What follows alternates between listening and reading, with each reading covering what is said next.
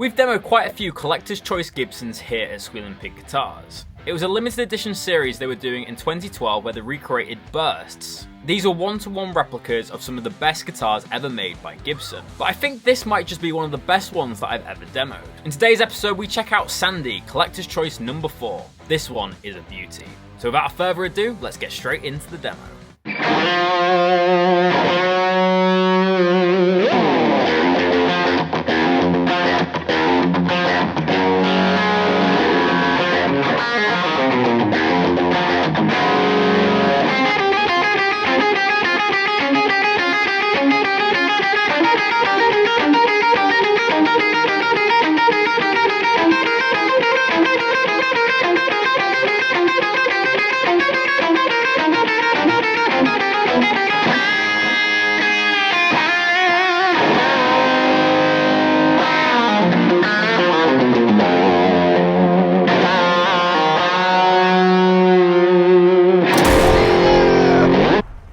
Hey guys, how's it going? Welcome back to Squealing Pig Guitars, the home of luxury shred machines here in Nottingham, England.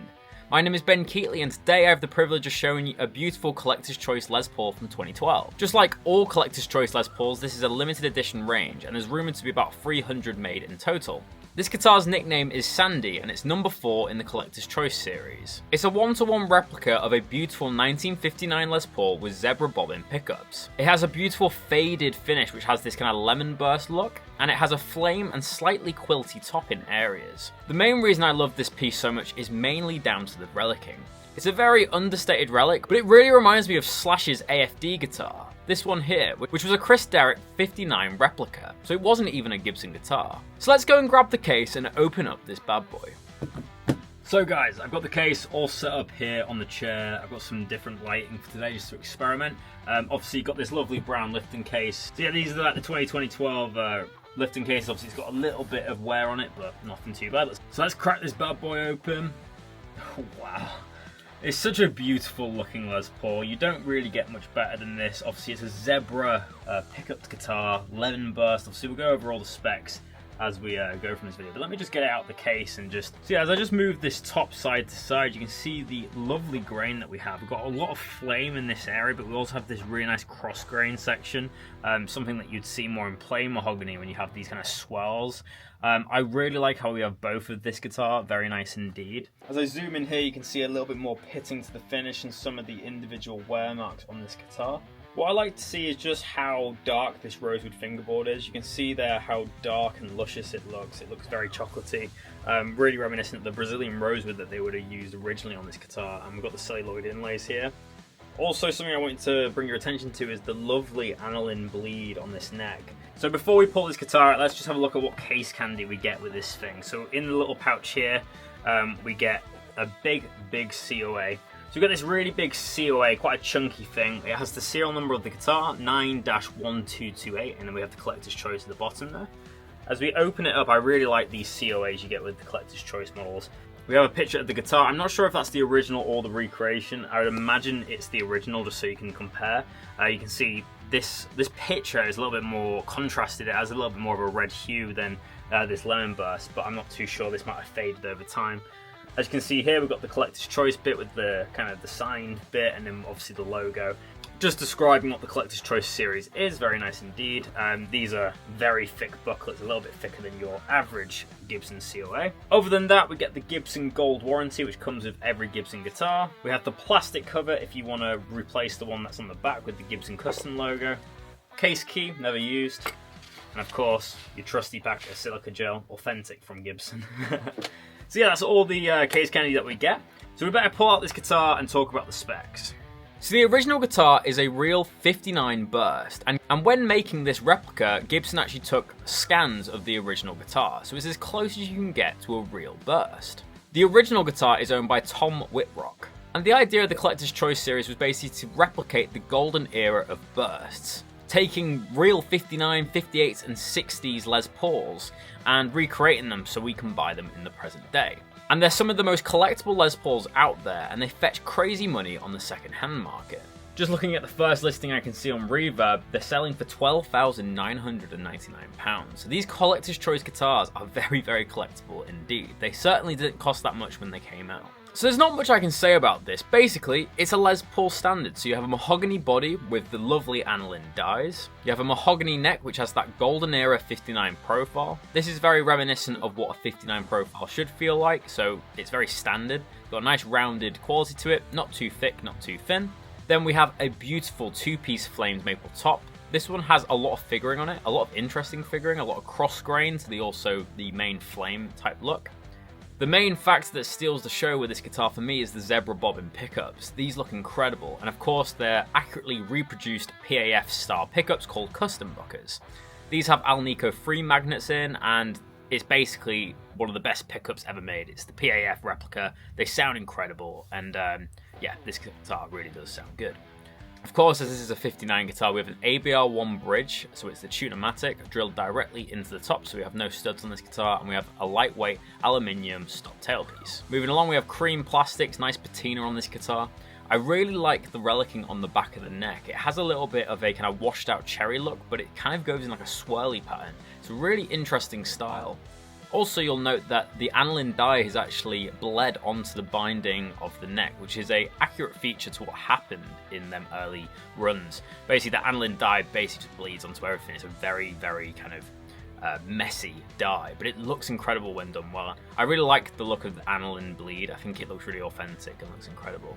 Of course, we have a rosewood fingerboard on this one with celluloid inlays, which is a period correct spec to the original bursts. We have a nylon nut, and then we have that gorgeous Gibson inlay, which has a little bit of ambered lacquer over it with a Les Paul silkscreen.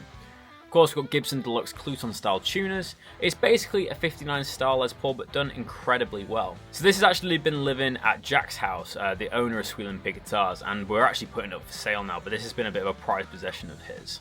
When I first saw this guitar, I really did think it looked like the Slash AFD model. I thought if you took the pick guard off, it would look just like it. But you have to let me know in the comment section below. Do you think it looks like an AFD, or do you think it looks more like a lemon burst kind of Les Paul? Let me know down below.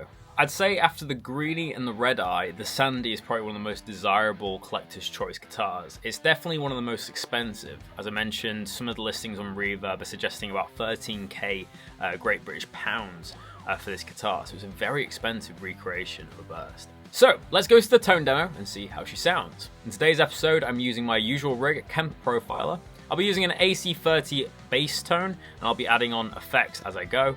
But let's hear some rock and roll with this bad boy. So this is the tone that I was using in the intro of today's video. Got a little bit of delay on, and it's inspired by Anastasia by Then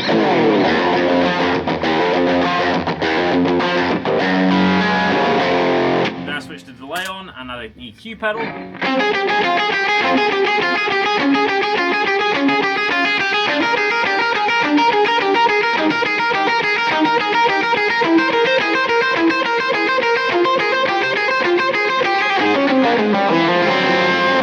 These pickups have that really cool kind of Alnico free sound where it's quite a brittle sound, really good for palm muting and playing them kind of staccato classical like.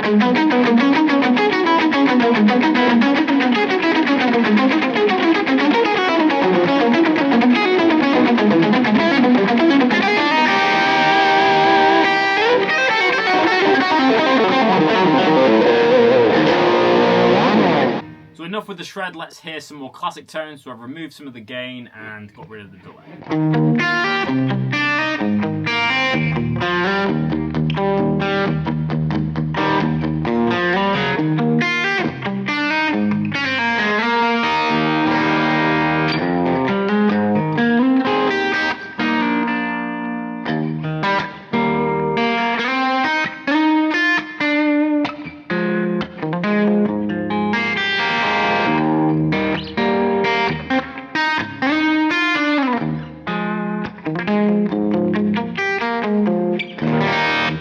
Really bright tone to it, and it's overdriving the amp quite nicely because we do have quite a lot of gain, so I'm just gonna remove a little bit more of that. This is probably like your classic AC30 type sound. So I've cleaned up the amp a little bit. Let's hear the neck pickup on that clean setting.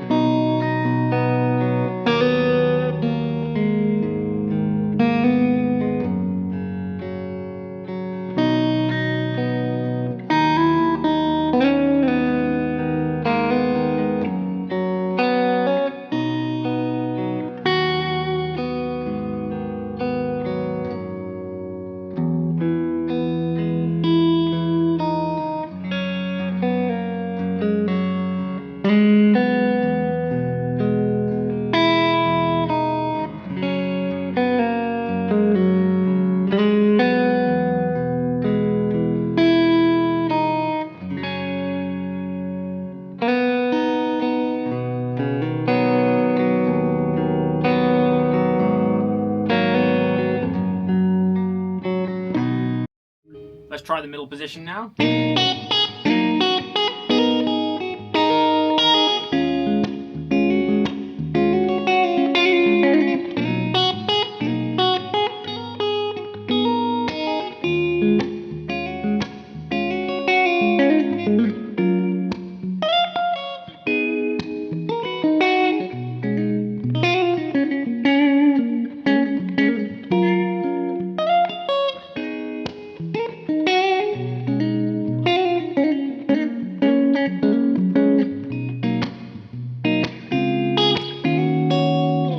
Lovely tone, lots of brightness on these pickups. Obviously this is a fresh set of strings, so it should be as bright as it's gonna get, I guess, but has a really nice snappy tone. Let's hear that bridge pickup.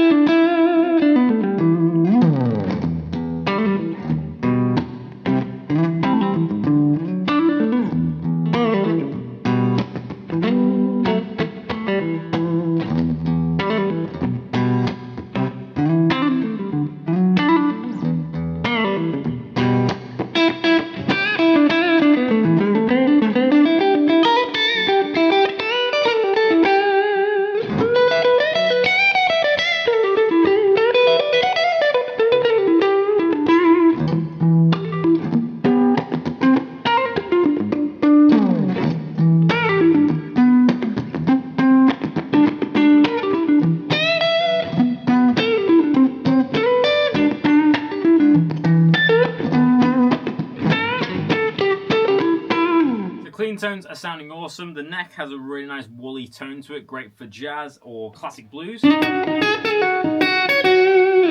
has that kind of snappiness and twang.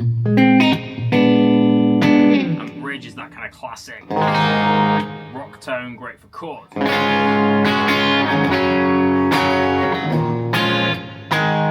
Let's turn on the gain again and hear them tones a little bit more.